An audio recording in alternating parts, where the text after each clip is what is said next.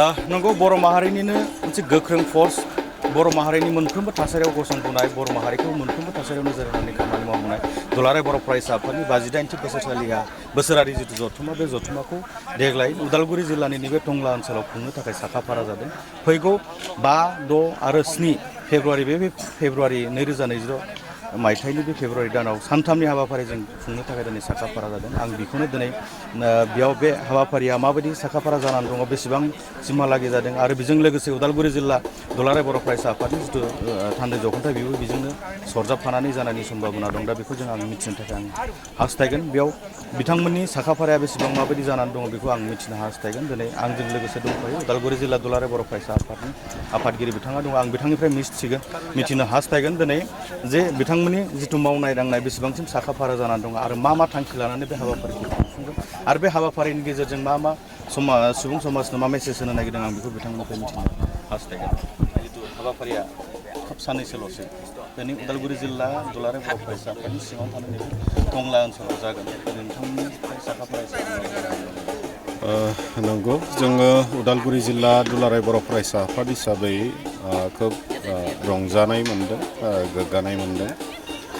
दुलाराय बर' फरायसा आफादनि 52थि जि थान्दै जख'न्थाय बेखौ खुंना हरनायनि जि मोनसे बिबान जों मोननायनि थाखाय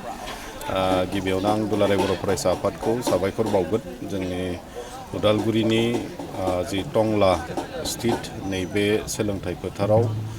5, 6 आरो 7 बे सानथामनि मेहेरगोनां हाबाफारिनि गेजेरजों बे 58थि थान्दै जख'न्थायखौ खुंनो लानायनि थाखाय जिल्ला आफाद बा जोङो मोनसे हस्ट जिल्ला हिसाबै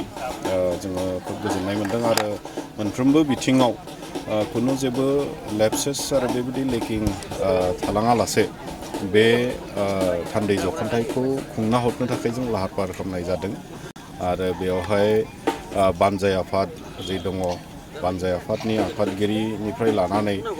जेसेबां माने बिबानगिरिफोर दङ, साब कमिटिफोर दङ, गासैबो गावबा गावनि बेसेन गोसा समखौ बिथांमोना नैबे 58थि थान्दै जख'न्थायखौ खोब गाहामै गाहाम खुंफुंना हरनांगौनि थाखाय दसे दोनथ'नानैब्लाबो फ्राय 1 माससो सिगांनिफ्राय नांथाबगासिनो दङ। आरो नोंथांमोना नुदों बेवहाय गोबां मार्च पास्ट खालामनो फैनाय जोंनि उन्दै उन्दै फंबाय बिनानाव बिथांमोन, मोसाखावरि माखासे फंबाय बिनानावमोन, बिथांमोनखौ नुनो मोनदों। फ्राय बिराद माने आग्रहै बे हाबाफारिखौ साक्सेस खालामना हरनो थाखाय बयनिबो मोनसे एकबद्ध जि मोनसे जुजिनाय बेनि मोनसे महल बेवहाय परिबेस मोनसे नुनो मोनो नोंथांमोना। आरो जोङो बेखौनो आसा थिदों जिबायदि जोङो हस्ट जिल्ला हिसाबै जोङो जिबायदि खुंनो थाखाय बेखौ बानजाय आफादजों माने हंगे हंगे थानानै जों नाजानाय जादों। थिग बे रोखोमैनो ओनसोलनि साफ्रोमबो रायजो राजाफोरखौबो जों खावलायगोन नोंथांमोननि बे मिडियानि गेजेरजों जाहाथे बे हाबाफारिखौ बांसिननिख्रुइ बांसिन बाहागो लानायजों जाहाथे बेखौ खोब साक्सेसफुलि जोङो बे हाबाफारिखौ खुंना हरनो हायो। आरो जों दिनै नोंथांमोननि मिडियानि गेजेरजों फोरमायगोन आरो साबायखरबो बावगोन जे बे हाबाफारिखौ खुंनो थाखाय फ्राय जोङो गामि न'खरफोरावबो जथेस्त'खिनि अनसुंथाइ जों बिनाय जादोंमोन आरो बयबो खोब माने आग्रहजों गोसो खुसिजों रंजानायजों जोंनि बे हाबाफारिखौ खुंना हरनो थाखाय जों अनसुंथाइबो आगबारायनाय जों मोननो हादों। गतिके जों आसा थिदों बे सानथामनि जि हाबाफारि दुलाराय बर' फरायसा आफादनि बे खोब मोजाङै मोजां जालांगोन आरो बेयावहाय बयबो प्रहाहननिफ्राय लानानै गासैनिबो मोनसे मददथिखौ जों मोनगोनखौ आसा थिदों।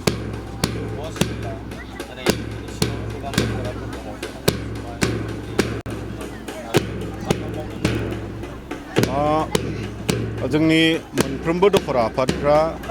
माने बे हाबाफारिखौ खुंना हरनो अहरह मोनसे नाजानाय जादों आरो बेयावहाय मोनसे जिथु इयुथ कनक्लेभ लाइमोनफोरनि जि जथुमनाय मोनसे स्पेसियेल हाबाफारि बेवहाय लानाय जादों, जेराव माने गुबुन गुबुन कम्पिटिटिभ एग्जामफोराव बाहागो लानो थाखाय माखासे माने बे हाबाफारिनि गेजेरजों जोंनि माखासे माने बिखिस्त आलासिफोरखौ हांख्रायना लाबोनायनि गेजेरजों बिथांमोननो मोनसे लामाखौ दिन्थिना होनायनि जे मोनसे प्रसेसटा बे इयुथ कनक्लेभनि गेजेरजों दा बेखौ मोगथां महर होनो थाखाय जिहेतु मोनफ्रोमबो दखरा आफादनि सिङाव कलेजेस दङ स्कुल्सफोर दङ आरो बैफोर स्कुल कलेजाव फरायबाय थानाय जोंनि फरायसाफोर बिथांमोना जाहाथे बै लामाखौ मोनो दा बेखौ नोजोर होनानै जों मोनफ्रोमबो जिल्लानि बै स्कुल कलेजफोरनिफ्राय जोंनि जिल्लानि स्कुल कलेजफोरनिफ्राय फरायसाफोरखौ लाबोनानै बेयाव बिथांमोननो बे मेसेजखौ बे मोनसे जोङो होनो थाखाय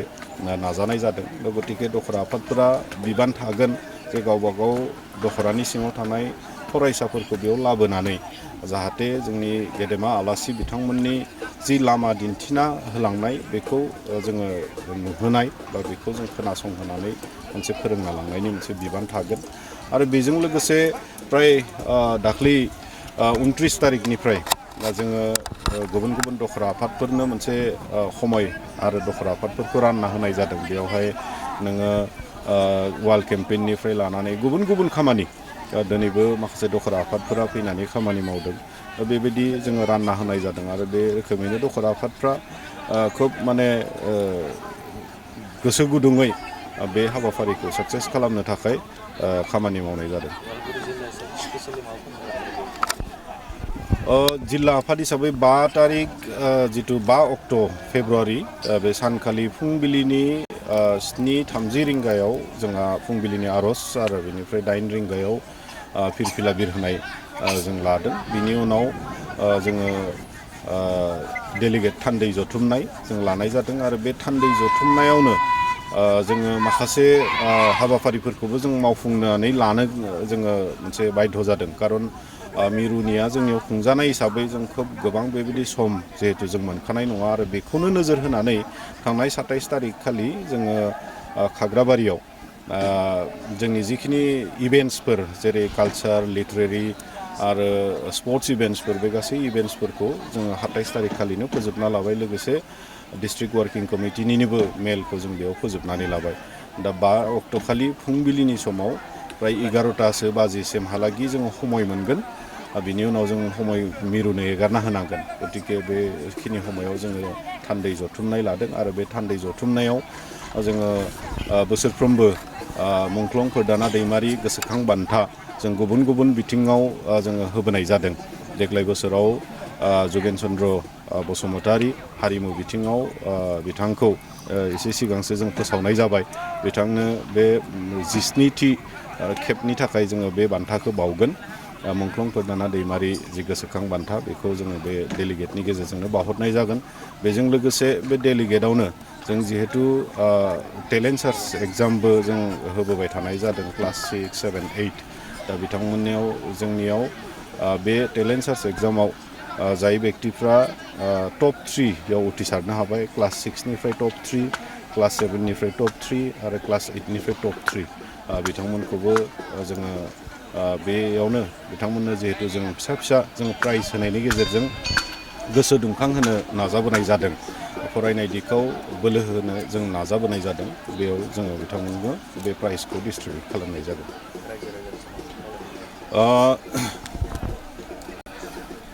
5 अक्ट'आव जोंहा फुंबिलिनिफ्राय बे मिरु हिसाबैबो जोंनिया डेलिगेट सोलिबाय थानाय समावबो बेवहाय माखासे गाहाय दरखं बेखेवनायनिफ्राय लानानै गुबुन गुबुन दरखं बेखेवनाय बेखौ लादों आरो लोगोसे आंनि बेखौबो फोरमायखागोन जे एक्जिबिशनखौ जोङो 4 तारिख खालिनो जों बेखेवनाय जागोन 4 तारिखनिफ्रायनो एक्जिबिशना जोंहा जागायगोन 5 अक्ट' खालि जोंहा डेलिगेट माने नाजावनाय मिरुनि डेलिगेट नाजावनाय बे मोनाबिलि समाव माने गोजोन आरो खौसेथिनि थाखाय आलारि बाथि फोजोंनाय बे हाबाफारि दङ बेनिफ्राय जोंहा थान्दै जथुमनाय 6 अक्ट' खालि फुंबिलिनि समाव प्राय 8 रिंगायाव जोंहा दुलाराय बर' फरायसा आफादनि गोथार फिरफिलाखौ बिरहोनाय बड'फानि सावगारियाव बिबार बावनाय मुंख्लं बिथांमोनखौ गोसोखांनानै बिथांमोननो बिबार बावनाय लोगोसे बर'नि गेदेमा सुबुंफोरखौ माने मान बावनाय जायफोर रुंसारि जालांबाय बिथांमोनखौ मान बावनाय बा बिथांमोननि मुसुखायाव बिबार बावनाय हाबाफारि जों लादों आरो बिनि उनावनो जोंहा बे जिथु आं एसे सिगांसो फोरमायनाय जिथु युथ कनक्लेभ बे युथ कनक्लेभआ जोंहा जागोन दा बेयावहाय जोङो बयबो बाहागो लालायनो नांगोन आसा खालामदों जोङो टारगेट मोनसे खालामदों जे प्राय 7,000सो जों फरायसाफोरखौ माने बेयाव बुथुमनानै बाहागो लाहोनानै बे हाबाफारिखौ जों खुंनानै जोंनि लाइमोनफोरखौ इडुकेट खालामनो जों नाजानाय जादों आरो बेयावहाय लोगोसे जोंनि जिखिनि थान्दैफोर प्राय 3,000निफ्रायबो बांसिन थान्दै आरो अबजारभारफोर बाहागो लागोन बिथांमोनाबो बेयाव बाहागो लागोन आरो बेजों लोगोसे आं खावलायगोन जाहाथे बे हाबाफारिफोराव बे ओनसोलनि जिल्लानि साफ्रोमबो रायजो राजाफ्रा जाहाथे बाहागो लायो बेयाव रावनिबो थाखाय रिजार्भेसन गैया डेलिगेटआवल' जों हाबनो मोननाय नङा जायफ्रा डेलिगेट बिथांमोनाल' बाहागो लागोन खिन्थु बिनि बादै जेसेबां हाबाफारि दङ नों थाबाय बिनि उनाव 7 तारिख खालि जोंहा माने बेयाव कालचारेल माने एक्सचेन्ज मोनसे हारिमुवारि मोनसे दिन्थिफुंनाय गुबुन गुबुन हारि माहारिनि जि मोसानाय मुसुरनाय बिनि दिन्थिफुंनाय जागोन फुंबिलि 10:30 रिंगानिफ्रायनो जागायगोन गतिके बेफोर गासै हाबाफारि बिनि बे जोबनाय लोगो लोगोनो जोंहा अपेन सेसना जागायगोन गतिके बे गासै हाबाफारियाव साफ्रोमबो रायजो राजाफ्रा बाहागो लानो हागोन बेयाव खुनु रावनिबो थाखाय रिजार्भेसन बा बाधा गैया दा बेनिखायनो आं खावलायगोन जोंहा पेन्डेला प्राय 15,000निख्रुइबो बांसिन प्राय 20,000सोआनो एसे जिरायनो हानाय मोनसे केपासिटिनि पेन्डेल दङ दा बेखाय बे पेन्डेलखौबो जों आबुं खालामनो नांगोन बे टंला हालामनि साखाथि बाखाथि थानाय साफ्रोम रायजो राजाफोरल' नङा जिल्लानिनो मादाव आरो गुबुन गुबुन जिल्लानिफ्रायबो जाहाथे बे हाबाफारियाव बाहागो लाफैनानै खोब माने साबना हामनायै बे हाबाफारिखौ जाफुंसार होयो साक्सेस खालामो आं बेखौनो साफ्रोमबो रायजो राजानिसिम गुरैयै खावलायनाय थाबाय